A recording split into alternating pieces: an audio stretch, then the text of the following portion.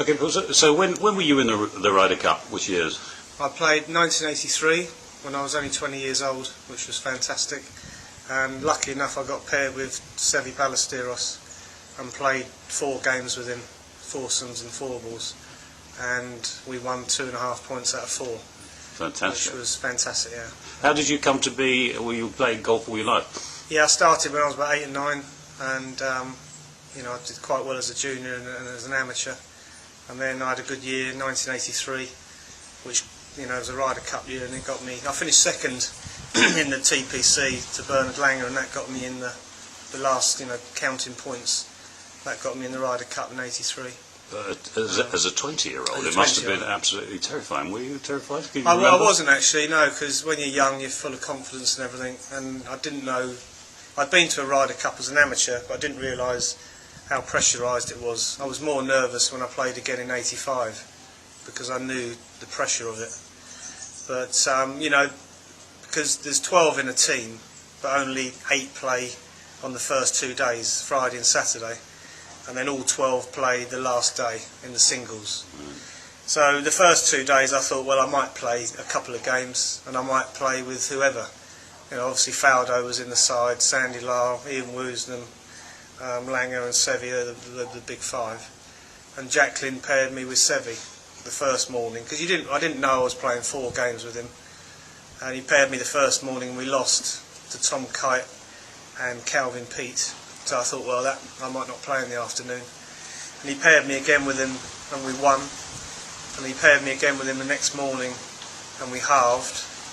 And then the ultimate was I played against Tom Watson, who's my hero, you know, growing up when I was 12, 13, 14, all the stuff he did through the 70s. So I played against Watson and Gilder, Bob Gilder in the afternoon, and we were 5 up after 6 holes in the foursomes, and we won 2 and 1 in the end.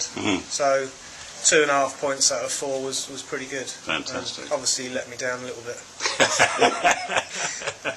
Do you have a particular kind of memory of all of that? Was it sort of on the course or off the course? Yeah, a bit of both really. He was, like Tony said, he said, although Seve was only 25 at the time, Tony said, Jacqueline said, you've got to be like a father to him, you know, sort of show him around, and that's, you know, I've got some great pictures of him and stuff like that.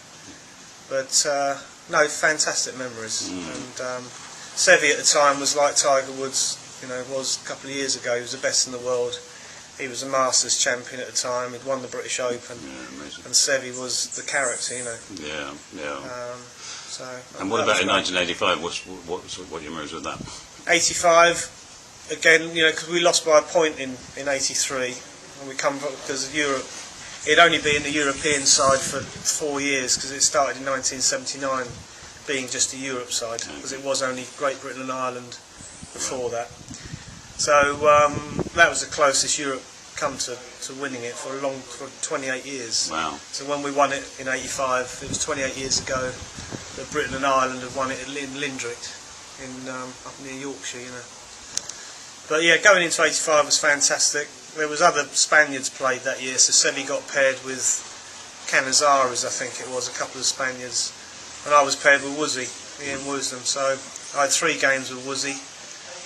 We won again 2 points out of 3, beating Fuzzy Zeller and Hubert Green twice, which was fantastic. And I won my singles against Ray Floyd on the last day, and that's when it was the first time we won it for 28 years. Wow. We won by, I think it was 16.5, 11.5 to Europe in the end. Yeah. And Jacqueline was a great captain.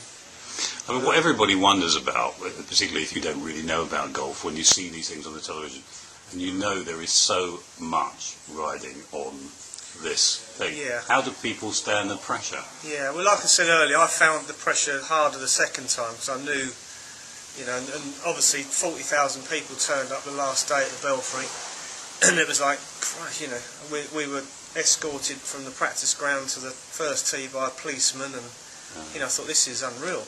I hadn't had that experience before, and I played Ray Floyd, and I was 4 up after 8 holes, so a really good start. And then I was so nervous at the end, I ended up winning on the last. Wow. I won 2 up. Wow. But he came back at me a bit, you know, with birdies. And of course, your point is, you're just playing for your point. You're not playing for any money. and you're playing for the team. Whereas, you know, for years you're an individual sport playing for your money. Yeah. There's no money, and you're just playing for that. So that is the nerve-wracking bit of it. Yeah. And you know, you get a bit negative. Even on the last, I was 1 up with 1 to play, after being 4 up after 8, and you're just thinking, at least I'm going to get a half a point. At least I'm not going to lose. I'm going to get something for the team. Yeah. But I made a part on the last, and Ray Floyd had to go for it, and he ended up hitting in the water. So I won the point, 1-2 up. But it is nerve-wracking. But then we had a great time afterwards, you know. Fantastic. After losing by a point in '83. Yeah. And Seve was inspirational with it all.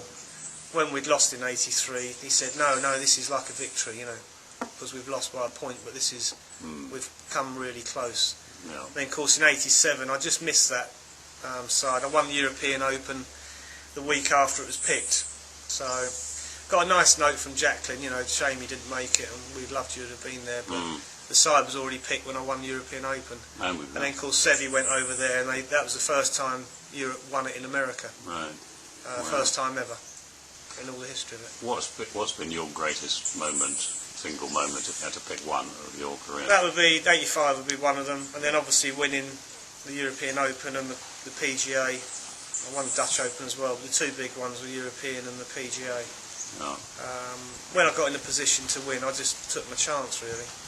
I beat Sandy Lyle in the playoff, PGA at Wentworth, and then the European Open I beat, you know, Norman Langer. They were all up there, Seve, so it's nice to beat them once or twice. Yeah, brilliant. So it's been good to you.